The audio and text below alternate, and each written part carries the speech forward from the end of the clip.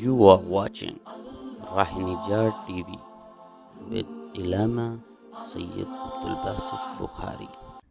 اسلام سے قبل صفا پر ایک بت ہوتا تھا جسے اصعاف کہا جاتا تھا، اس کا نام تھا، اور مروہ پر ایک بت ہوتا تھا جس کا نام نائلہ تھا۔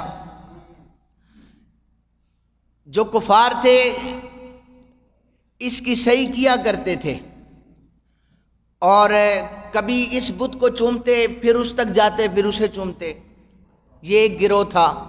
جب اسلام انہوں نے قبول کیا تو انہوں نے فوراً یہ کہا کہ چونکہ یہ اسلام سے قبل کی چیزیں تھیں، زمانہ جاہلیت کی تھی، اب ایسا کرتے ہیں، ہم دوبارہ سے اسلام میں داخل ہو چکے ہیں، اب ہم ان چیزوں کو چھوڑ دیتے ہیں۔ دوسرا یہ تھا کہ پہلے کچھ لوگ صفا و مروہ کی صحیح کو درست نہیں سمجھتے تھے۔ اسلام قبول کرنے کے بعد انہوں نے یہ کہا کہ پہلے درست نہیں سمجھتے تھے تو اب بھی ہم اس کو درست نہیں سمجھتے۔ لیکن یہ سارا جرگہ میرے رسالت مآب صلی اللہ علیہ وسلم کی بارگاہ میں چلا گیا۔ آقا، اسلام سے قبل یہ ہوتا تھا، حضور نے فرمایا باقی جو چیزیں ترک کرنی ہے میں تمہیں بتا دوں گا، لیکن تم نے کبھی صفا و مروہ کی صحیح کو ترک نہیں کرنا ہے، اس کو جاری رکھنا ہے، تمہارا حج بھی قبول ہو جائے گا، تمہارا عمرہ بھی قبول ہو جائے گا۔ اے خالق لم یزل، یہ صفا و مروہ یہ آپ کی نشانیوں میں سے ایک نشانیاں ہیں، اس میں ریزن بھی تو کچھ ہوگا۔ کہا اسلام سے قبل اور اس سے پہلے بھی اس کی صحیح ہوتی تھی، لیکن اسلام ہمیشہ اس چیز سے منع کرتا ہے جس میں مشابہت کفار سے ہو، یہود و نصارہ سے ہو۔ تو یہود و نصارہ تو یہ کرتے تھے، کہا ان کی جو بت تھے ہم نے وہ گرا دیے، اب ہے اس کے درمیان صحیح۔ صفا کہتے ہیں یہ پہاڑی ہے اور یہ بڑا چکنا سا پتھر ہے، اس سے بندہ سلپ بھی ہوتا ہے، جنہیں اللہ نصیب کرے وہ جا کر دیکھ سکتے ہیں وہاں پر۔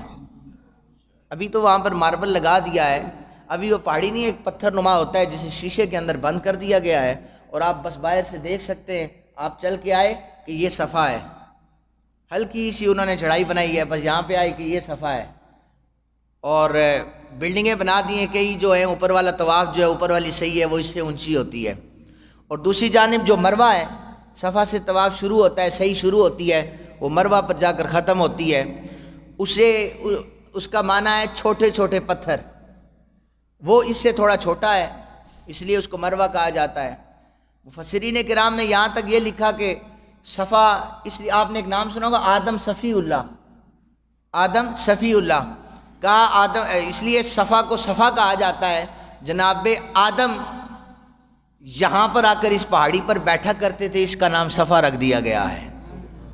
جناب حوا امرات، ان کا مطلب ہوتا ہے بیوی، تو حضرت حوا آپ آ کر مروہ پہاڑی پر بیٹھا کرتی تھی تو اس کا نام مروہ رکھ دیا ہے، یہ قول ہے۔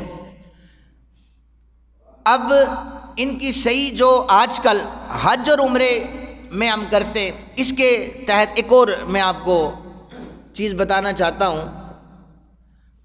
قرآن کہتا ہے کہ اب یہ جو میں نے چیزیں بتائی ہیں نا کہ اسلام سے قبل اس میں بت بھی رکھے ہوئے تھے اور اسے برا سمجھا جاتا تھا، ہوا یہ تھا کہ پھر قرآن کہتا ہے فَمَنْ حَجَّ الْبَيْتَ أَوِ اعْتَمَرَ فَلَا جُنَاحَ عَلَيْهِ۔ اسلام سے قبل تم اس کی صحیح کیا کرتے تھے، اب چھوڑ رہے ہو، لیکن رب ذوالجلال کے قرآن کا فیصلہ یہ ہے فمن حج البیت او اعتمر، تم میں سے جو حج اور عمرہ کرنے آئے اور اس کی صحیح کرے، اگر تم اس کی صحیح کرو گے تو تم گناہگار نہیں ہوگے، یہ قرآن کا فیصلہ ہے۔ وہ سمجھتے تھے گناہگار ہوں گے، قرآن نے کہا نہیں، تم گناہگار نہیں ہوگے۔ اب قرآن سے پوچھتے ہیں کہ ہمیں یہ بتائیں کہ اب گناہگار کوئی کیوں نہیں ہوگا؟ تو رسالت مآب صلی اللہ علیہ وسلم کی احادیث بری پڑی ہیں کہ جب حضرت ابراہیم خلیل اللہ، جنہیں اللہ نے اپنا خلیل کہا ہے، آپ کے پاس بڑے عرصے کے بعد اللہ نے اولاد کی نعمت سے نوازا، جس کا نام جناب اسماعیل ہے، اور ہمارے محمد کریم صلی اللہ علیہ وسلم آپ کی اولاد پاک سے ہیں۔ جناب حضرت اسماعیل ابھی نومولود ہیں، اور ایک جنگل وادی زیزرہ جسے کہتے ہیں، اس میں اپنی زوجہ محترمہ حضرت ہاجرہ علیہ السلام آپ کے ساتھ حضرت ابراہیم نے چھوڑا، کچھ پانی دیا، کھانے پینے کی چیزیں دی اور واپس چلے آئے۔ حضرت ہاجرہ بھی تو عورت تھی، اگر عورت کے فتنوں کا ذکر کیا جاتا ہے تو عورت کی اس چیز کو ضرور بیان کیا جائے کہ یہ بھی ایسی عورت تھی، لیکن ان کے اندر کوٹ کوٹ کر ایمان کی دولت اور اسلام کی محبت بھری ہوئی تھی۔ بھلا جنگلوں میں بھیڑیوں کے درمیان، درندوں کے درمیان نومولود کو چھوڑ دینا جسے منتوں سے مانگا ہو، اور اپنی بیوی کو، جوان بیوی کو چھوڑ دینا، قافلے گزرتے ہیں اور پھر دن میں گزرتے ہوئے لوگ ڈرا کرتے ابراہیم کو دیکھو کیسا اللہ کا خلیل ہے کہ اپنی فیملی کو راتوں میں چھوڑ کے وہاں پر جا رہا ہے۔ حضرت ہاجرہ نے یہ آج کے دور میں اگر کوئی ہوتا سوچتا، کہنا چاہیے ابراہیم کیا کر رہے ہو، اتنی دعاؤں کے بعد اللہ نے اسماعیل سے نوازا ہے، اتنی دعاؤں کے بعد اللہ نے ہمیں اولاد دی ہے اور میں جوان تیری بیوی ہوں، چھوڑ کر جنگل میں جا رہے ہو۔ یہ نہیں کہا، آپ نے بازو پکڑا حضرت ہاجرہ علیہ السلام، آپ نے عرض کیا ابراہیم خلیل اللہ مجھے بس اتنا بتا دو یہ تمہاری مرضی ہے یا تمہارے اللہ کی مرضی ہے؟ ابراہیم خلیل اللہ کہنے لگے میں اللہ کا خلیل ہوں، اس کی مرضی کے بغیر بات کرتا ہی نہیں ہوں، یہ اللہ کا حکم ہے، تجھے جنگل میں چھوڑ کر جا رہا ہوں۔ کچھ دن گزرے نا تو سامان کم ہوتا گیا، بھوک اور پیاس کی شدت بڑھتی گئی، پانی ختم ہو گیا۔ حضرت اسماعیل ذبیح اللہ آپ نے رونا شروع کر دیا، آپ بچے تھے۔ اب جب پانی کی پیاس کی وجہ سے حضرت اسماعیل ذبیح اللہ یہ تڑپتے تھے نا، تو اب ماں تھی وہ برداشت نہیں کر سکتی تھی کہ میرا اسماعیل پانی کی وجہ سے تڑپ رہا ہے اور میں پاس کھڑی دیکھتی رہوں، میرے سامنے میری گود میں اس کی روح نکل جائے۔ کوئی ماں بھی ایسا برداشت نہیں کرتی۔ جناب حضرت اسماعیل ذبیح اللہ جب وہ ایڑیاں رگڑ رہے تھے تو حضرت ہاجرہ آپ نے سوچا کہ میں ایسا کرتی ہوں، مروہ صفا پہاڑی پر جا کر چڑھتی ہوں، دیکھتی ہوں یہ اونچی جگہ ہے اور یہاں سے کوئی قافلہ گزر رہا ہوگا تو پھر میں جا کے ان سے پانی لے آؤں گی۔